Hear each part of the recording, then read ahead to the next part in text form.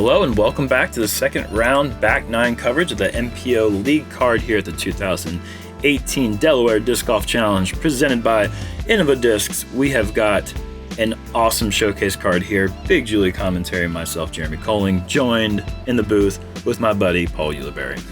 Yes, sir.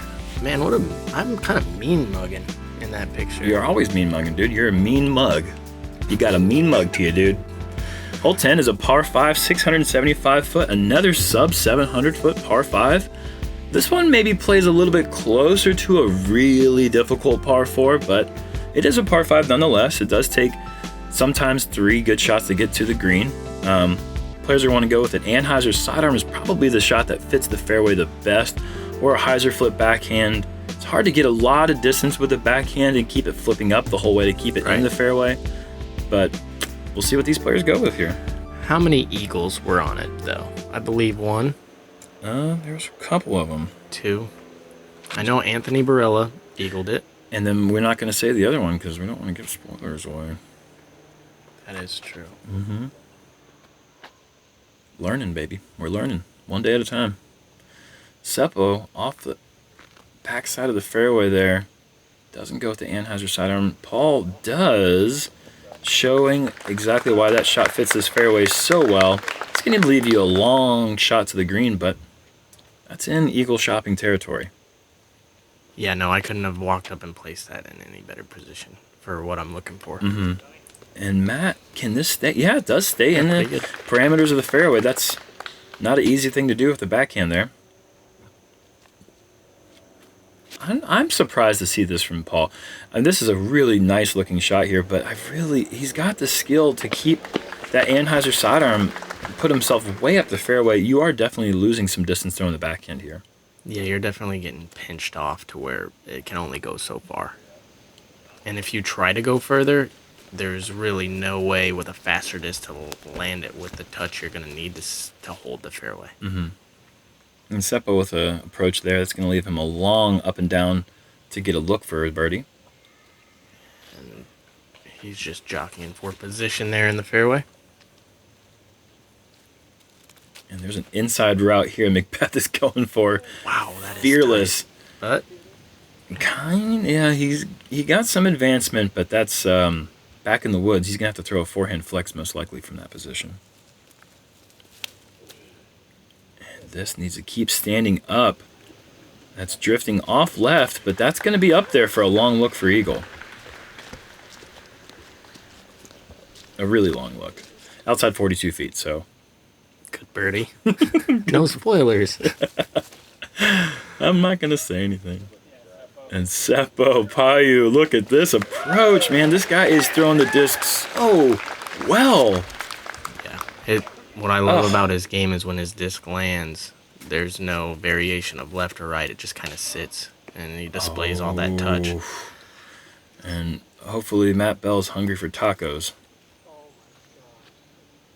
And Paul gets a little bit of love there. Yeah, a lot of love there. He missed the trees. He should have hit about 70, 80 feet back. But he's still going to have to earn it. And Matt needs to get up and down for his par now. Not a hole you want to work hard for par. This is the second easiest hole in the course, averaging a little bit below half a stroke under par. And yep, that is a layup there for birdie. Or was it? I'm just kidding. Yeah, maybe it wasn't. And Matt unable to save his par. That is a costly bogey on a fairly easy birdie hole. Yeah, he's definitely going to be frustrated with that. And this is McBeth for par. Count that, dead center. He had to miss the tree. Barely there. Oh, was that a birdie? Yeah. Oh, it was. Yeah, he missed. Okay, that was a scrambling birdie there. Wow. Much easier form of birdie there for Paul Ulibarri. And Vincent Sutlick is the other eagle. So to me, it's definitely a good par 5. Yeah, it would be a very difficult par 4, almost impossible to get. You'd have 2 birdies on the day if it was a par 4. So. Well, you see Matt taking bogey there, yeah. And then the rest of us taking birdies. But hole 11 is a par 4, 600 feet. I mean, you can just see how technically challenging this hole is right off the tee. You don't even need us to talk about it, really. It's just a straight shot. Keep it straight, and then if you can keep it straighter for longer, then you want to just go straight after that. And then after that, you want it to skip straight. And then if you can do all that, then they'll leave you a pretty simple approach because the green is fairly accessible, but there are some trees down here to keep you honest all the way through. Absolutely, and the tee shot is crucial here. Mainly, you want to beat these first like 6 trees, the 3 on the right here, or the 3 on the left that you can see the main ones, and that one. Yep. And if you beat those, you're gonna be ecstatic. You're gonna be a superstar. Yeah, you're gonna have a glimmer of light.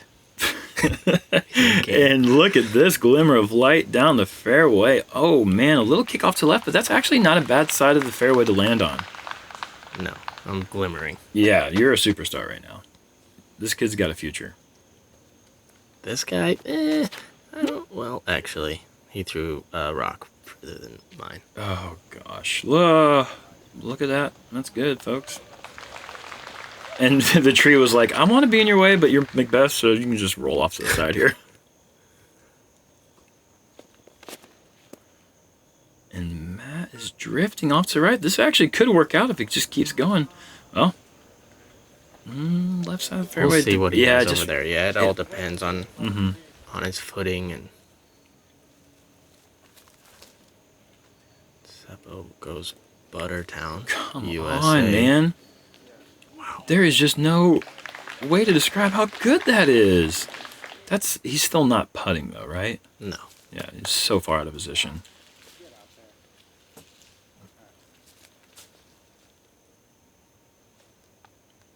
I'm going with the PA Wonder here. Holding that Anheuser, a little bit of drift off to the right side, but that is a good approach there. That's inside 25 feet for your birdie.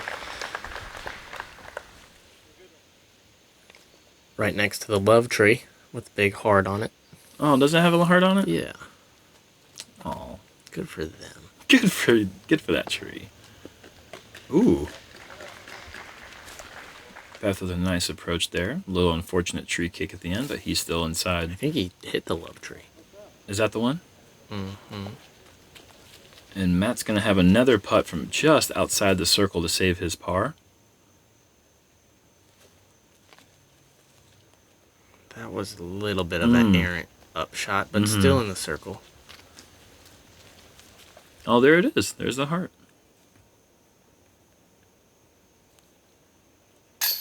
Oh, Matt's going to drop a second straight bogey here.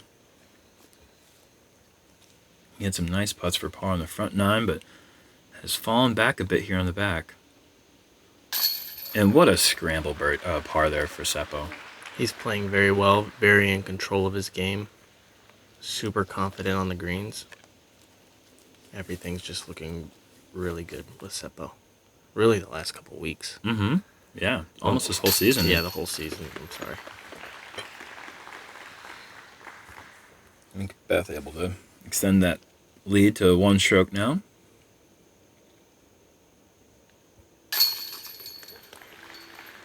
No doubt about that. Played that hole pretty much as well as you can there.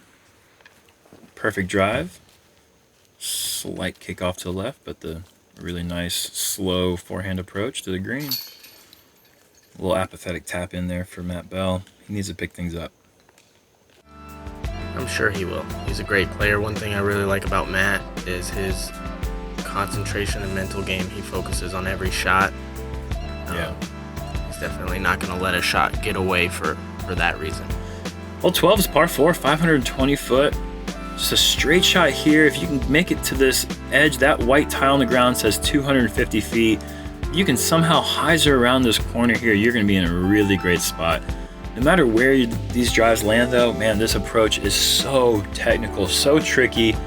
As you can see, the slope is starting to take us downhill, and then you have all these rocks here. It makes it really difficult to put anything within parked distance on your approach. You're going to have to work hard the whole way.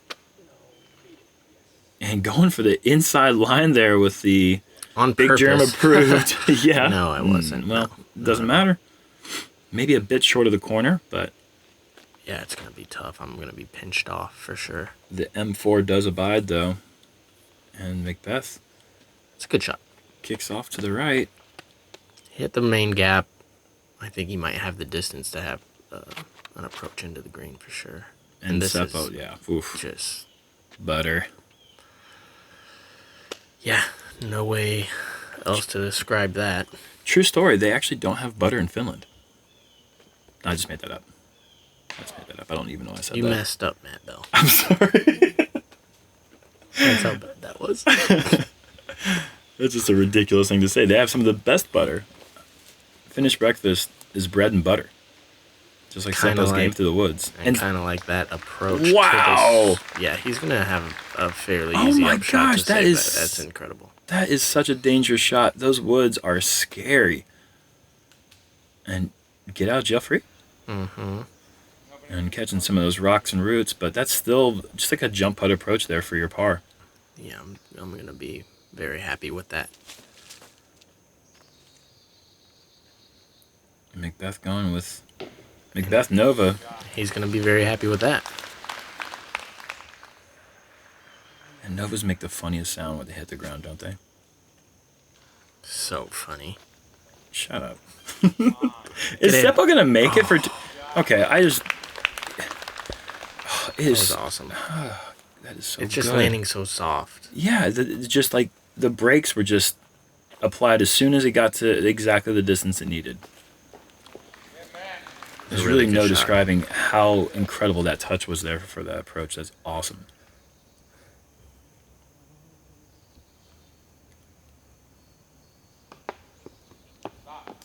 Oh boy. Golly, that gets your heart racing a little bit. Yeah. And McBeth with a super great approach there with the Boink Nova. Able to connect on his birdie putt.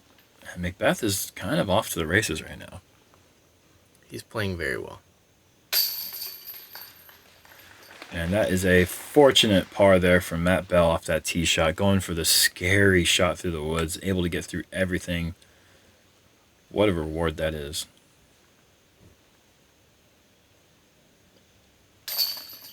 Seppo, man.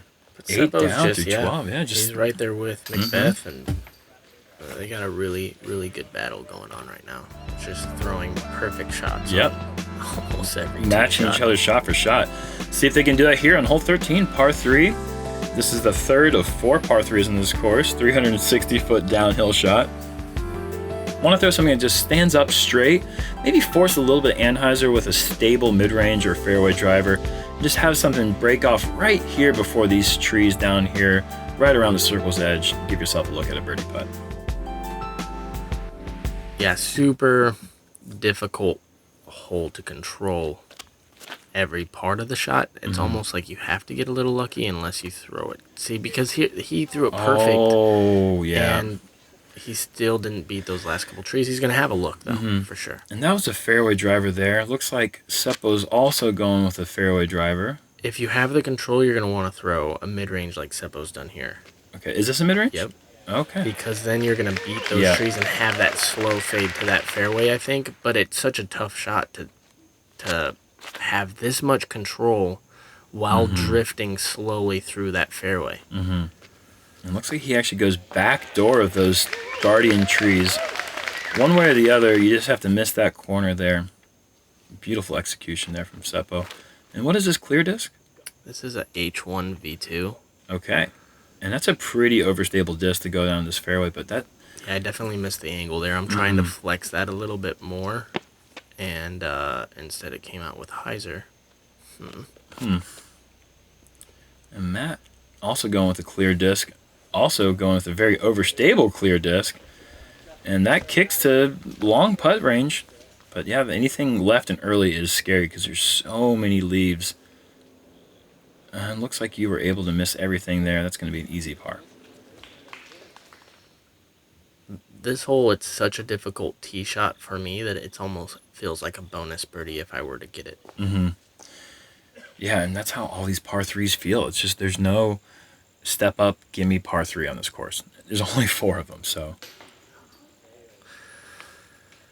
He unfortunately misses that, and Seppo's just going to tap in. Wow. Just tap it in. Tap it in.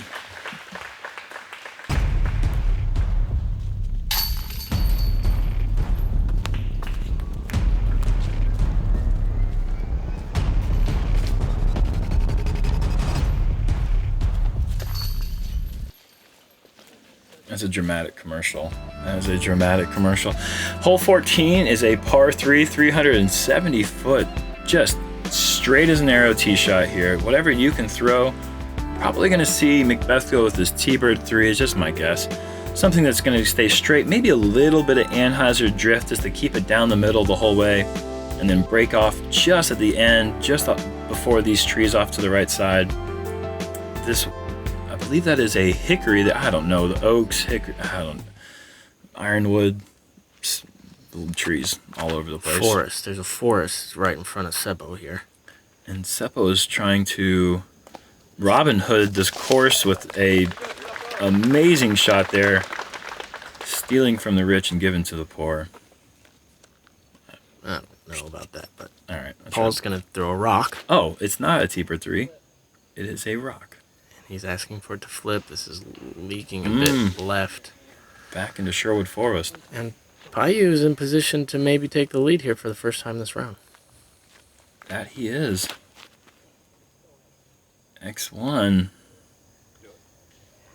Trying to ring it up again, and oh my goodness, almost kicks in the basket. You're playing Plinko on this course here on this hole. You were just throwing darts at this basket. Yeah, but honestly, even if I miss that tree and I go to circle's edge, I'm super happy. This is a really, you just want your disc to go straight. And Bell is off to the left side. He's gonna have to fight the King's Knights. I'm actually surprised I didn't get a FollowFlight with the dinky off the... Not happening. You definitely didn't earn it there. But anyways, Matt Bell's having to fight for his par here. And maybe... He gets a FollowFlight right now? Matt's actually have to settle for a... is that bogey, I guess he'll have to settle for? Yeah. Seppo's going to have to settle for... birdie. Well-earned birdie. And look at that. The lead has now changed as Seppo's got his turkey. 2 2s in a row on this course is bonkers. Yeah, I've played 2 rounds on this course. I do not have a 2 on this course. Is that true? That is 2. Wow. I'm going to try to have double the amount of you. Yeah, that's not true. You have infinite amount more than me because I have 0. If you had 1 more than me, you'd have infinitely more than I would. Listen, I'm not a mathematician or anything, but Clearly. I have a lot more than you after that putt. I just want to get one today and finish. I don't think I've ever played a tournament without a 2. I hope you don't get any. Oh, I hate you. I hope you get a bunch of birdie 4s. All right, enough of you. Moving on to hole 15, the easiest hole in the course, a par 4, averages 3.37. That's almost difficult par 3 range. That's almost what some of these par 3s are averaging. But it is a par 4, and it is a tough shot to get all the way through these trees cleanly. 440 feet. The best shot would be a flick Anheuser that could somehow hit this gap here and somehow fade back up to the right. Not an easy thing to do, but it has been eagled in the past.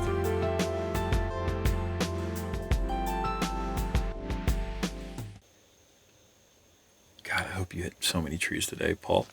Seppo with that flippy F5. I don't even register silly comments like that. And he hits early tree, but he's actually on the left, and he'll be able to have some sort of route into the basket. Paul, looking like he was going for that shot, even though we all know he was trying to go in the middle, just yanked it about 45 degrees late. No, I'm only kidding here. That was a great shot down the road. Seen a couple players go for that shot. In years past, there's been a few more trees down this fairway, and I think that's where that route kind of came about. It was a real demanding tee shot. Like, that shot would have had a tree right there that he would have had to miss. So, and that's a great shot from Matt. If you can be clean through this tee shot, thrown at that speed, you're going to be happy with the results.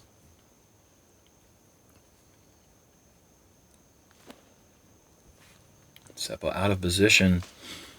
Having to throw a sidearm flex shot. That's in shot. Yeah, that's in birdie range. Getting better. We got another leaner here.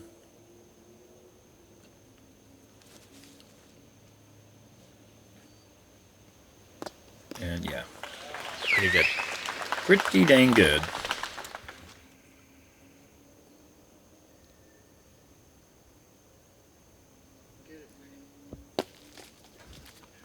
Good effort there from Matt. And see, that's what you have not that far to go to the pin, but it's through a ton of tiny leafy trees, and that's Terrible. Yeah, not good.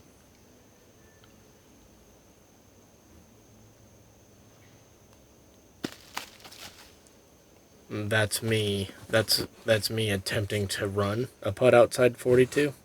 Just bushwhacking again. Oh no, Seppo. One of the first times we've really seen a pretty poor attempt there from Seppo. He's played so smooth, so clean the whole round through. Yeah, you just can't expect people to make everything though. No, of course not. It's Especially playing that good nerves and stuff after you get 100 birdies in a row or whatever he's done. Yeah, the 101st birdie in a row just gets that much harder. 2 birdies, 2 pars in hole 15. Moving on to some of the hardest finishing holes you're really going to come across in our sport here. Starting off here with hole 16, 610 foot uphill, tight gap. The decision off the tee is, do you want to go right side of this bunker here in the middle or left side? Either way, you need to get your disc to finish back up to the right side if you can. If you do that, that'll leave you another technical approach here, as there's a couple more trees kind of in the middle of the fairway, but it is a demanding hole from tee to green here. Really tough par for it.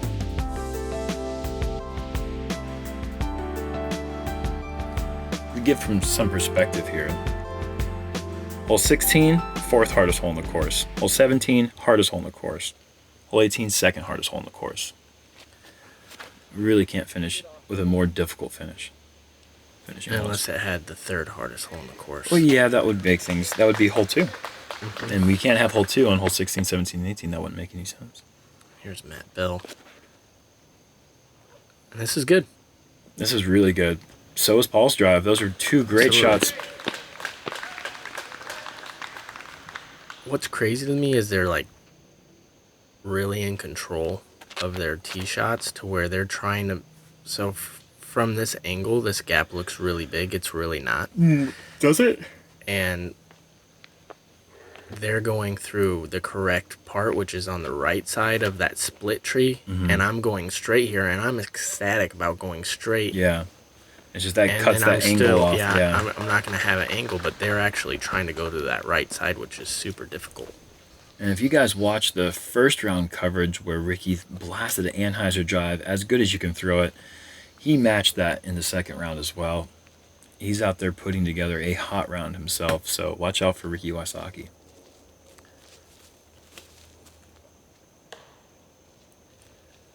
And you can see it. Anything that finishes left, there's just so many trees. Very little line. I really had no chance there. It was like a Hail Mary type shot I was going for. Got to harness some of that Aaron Rodgers. Go Pack Go, by the way. Looks like he's going to be playing today with that knee injury. It was a good shot from Paul. He's going to have 30 feet in for bird.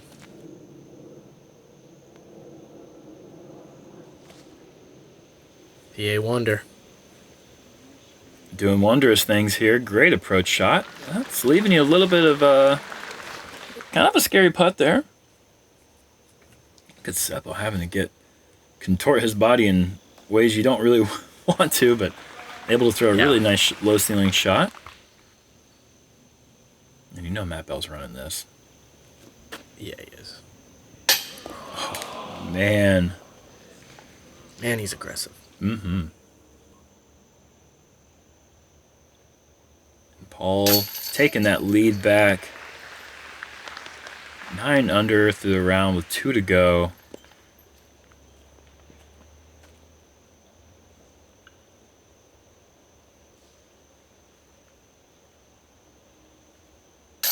And Seppo able to save his par. 10 under.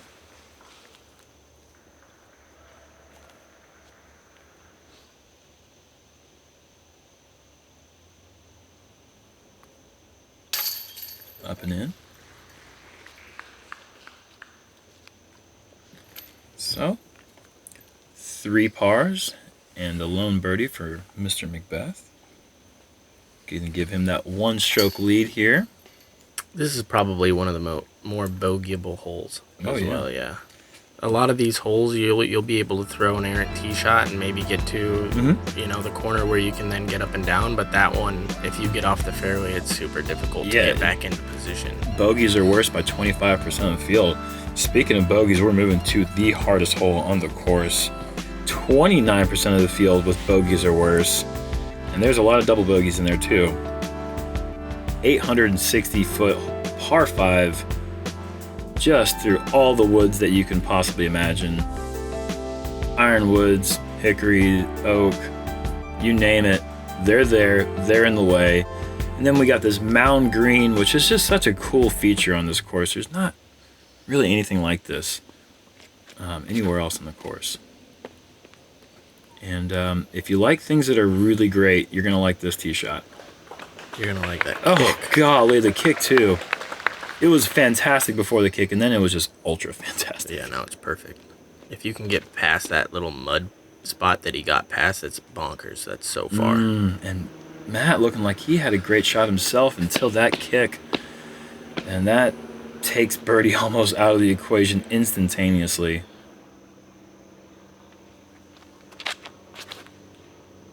Oh, wow. And he needs to come back a little bit, but he's so happy with that. That's so far down the fairway. Man, I feel like it doesn't matter. If you can throw a shot cleanly, full powered with a decent height, I don't care where it finishes. You're loving full distance here. Just like this right here. This is just... That is A1, split down the middle. What are you throwing there? What's your old D3? That's the same thing. You can throw it that straight. I thought I hit too many trees for that thing to fly that straight. Yeah. Just put a little hyzer on it. Let her go. Good shot there.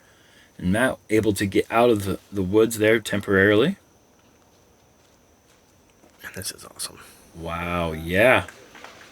Once again, if you can just throw a clean shot without hitting trees, you're loving life.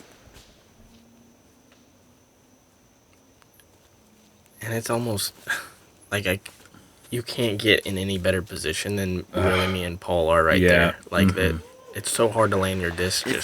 It's like he's almost like putting up to the green for a 3. That's just, it's insane.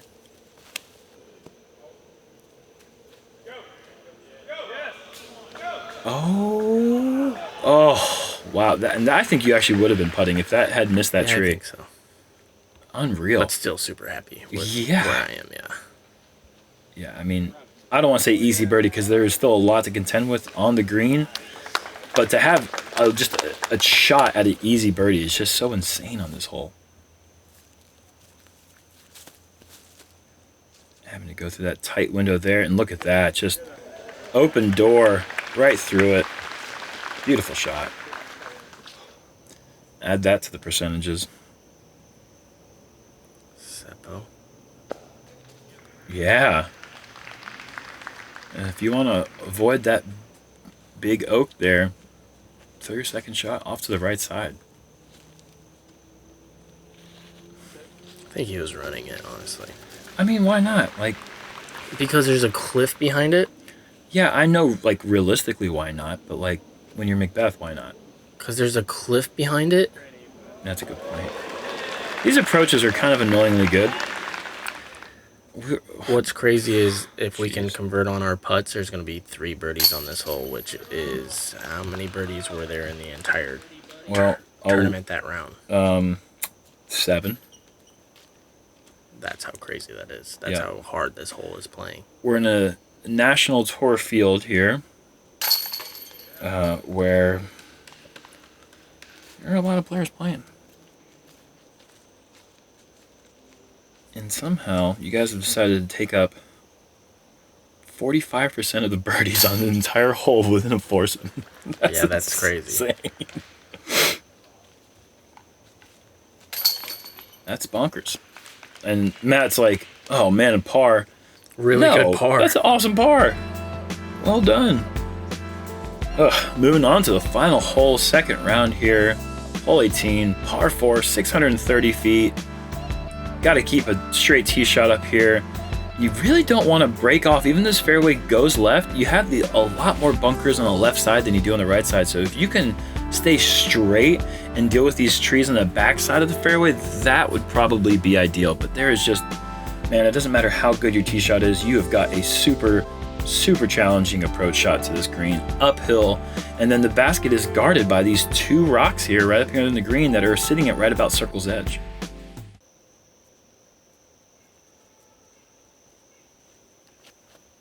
And McBeth, who's birdied the last 3 holes. And I love the way he plays this hole with something a little more flippy that's going to drift off that left side and really give him a chance to navigate that fairway. And that back side that we were talking about just a moment ago, that's the place to be. You've got more looks there than you do from anywhere else in the fairway.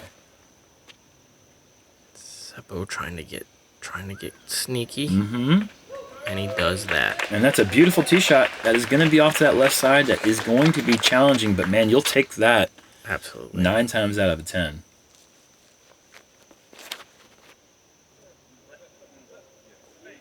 And this is looking pretty good. Oh, but kicks the tree, and that's going to leave you about 330 feet or so to the pin.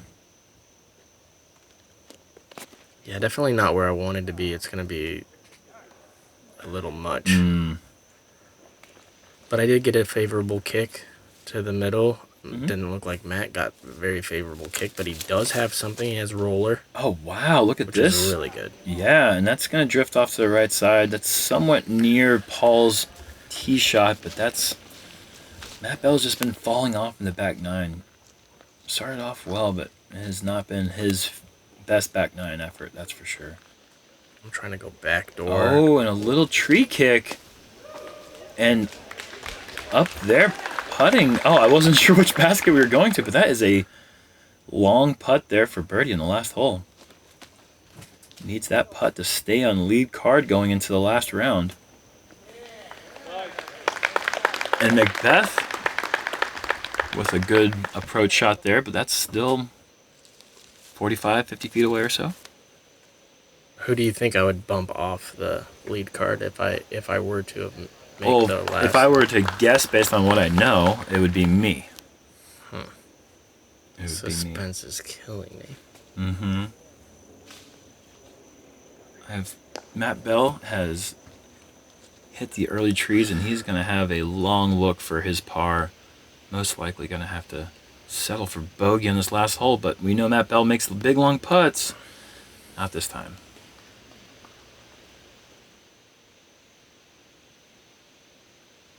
So for a spot, last round lead card, 38. I'm going to call it 45.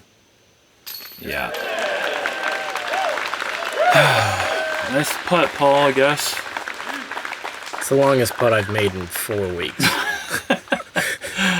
Oh, man. And I know you were watching scores. I know that you knew what that was for. Seppo. Oh, Seppo's going to drift off to the left. I know, that's why I gave it the extra fist pump. Shut up. Paul, to extend his lead to 2 strokes. Yep, 2 strokes. He just gives a wave. I'm giving 18 fist pumps on mine. Jesus. 11 down, followed by an 11 down. It's really great shooting from Paul. Pretty good. And that's pretty good as well. Oh, yeah.